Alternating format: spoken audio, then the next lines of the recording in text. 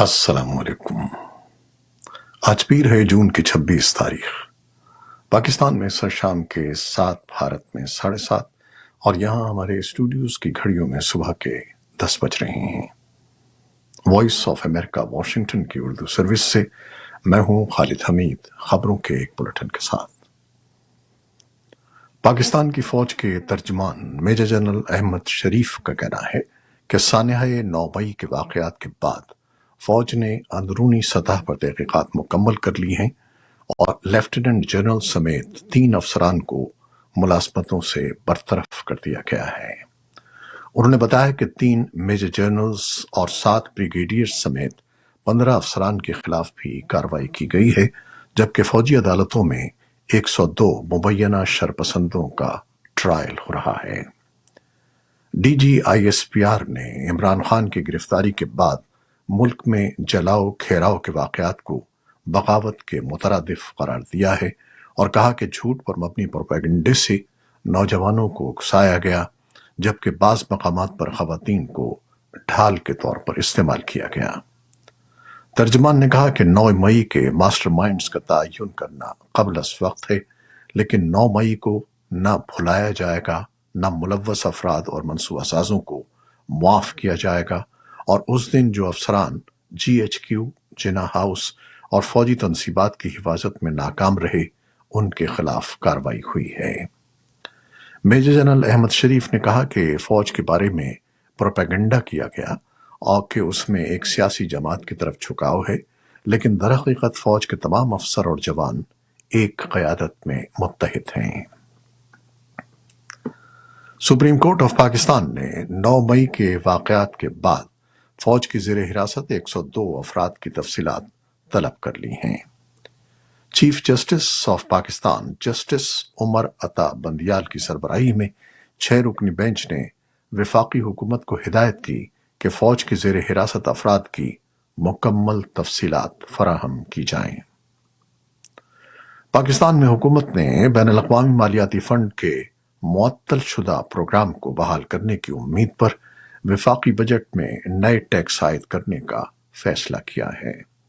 وزیر خزانہ نے پارلیمنٹ کے ایوان زیریں یعنی قومی اسمبلی کو وفاقی بجٹ پر بحث کا اختتام کرتے ہوئے بتایا کہ پاکستان اور آئی ایم ایف نے زیر التوا جائزے کو مکمل کرنے کی آخری کوشش کے طور پر گزشتہ 3 دنوں میں تفصیلی بات چیت کی ہے، اور انہوں نے امید کا اظہار بھی کیا کہ اس کے نتیجے میں پروگرام کی بحالی کے امکانات موجود ہیں۔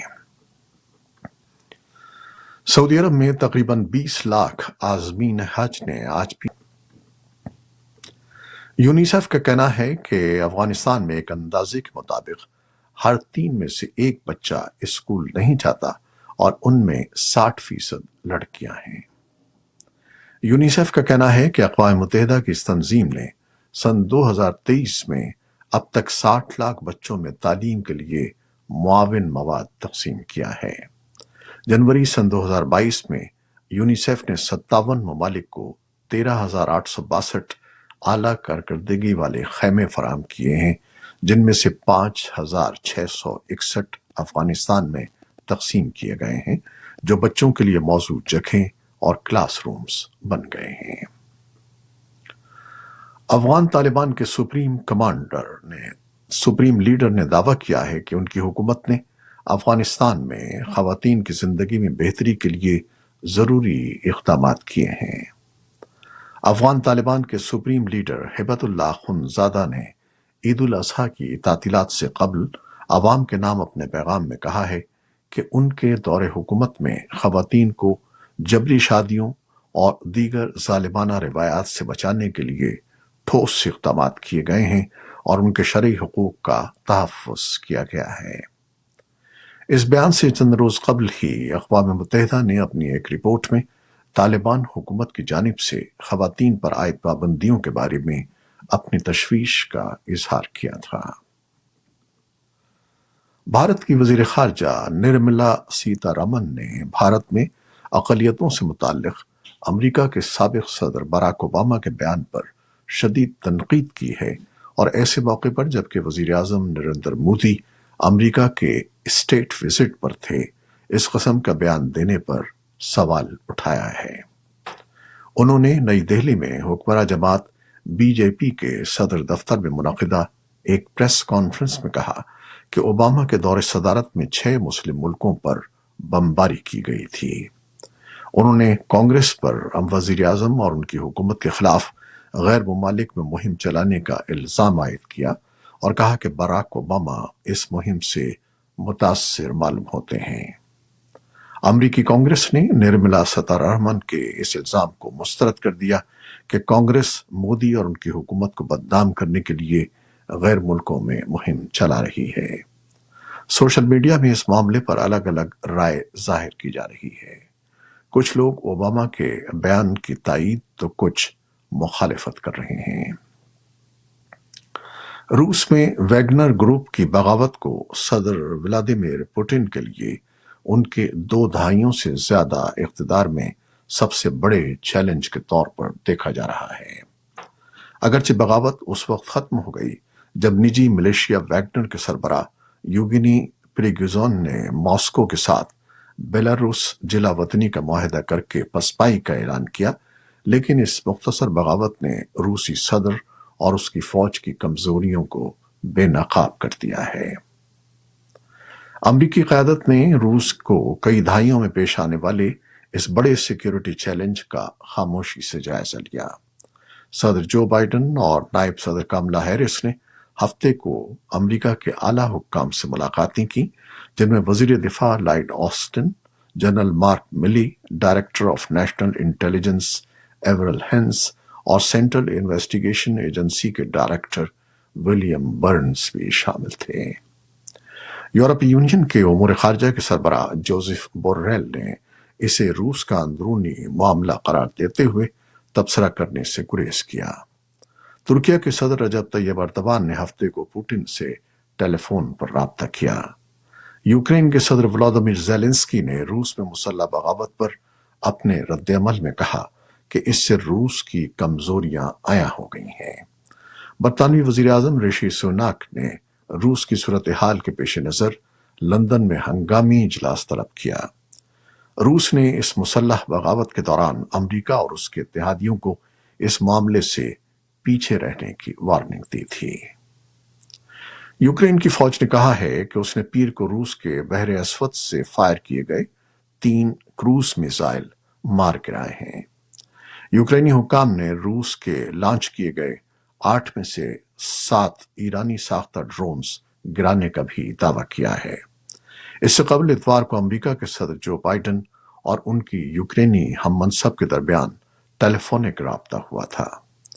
गुफ्तगू के दौरान यूक्रेनी सदर व्लादिमीर ज़ेलेंस्की ने पैट्रियट एयर डिफेंस सिस्टम फराहम करने पर अमेरिका का एक बार फिर शुक्रिया अदा किया।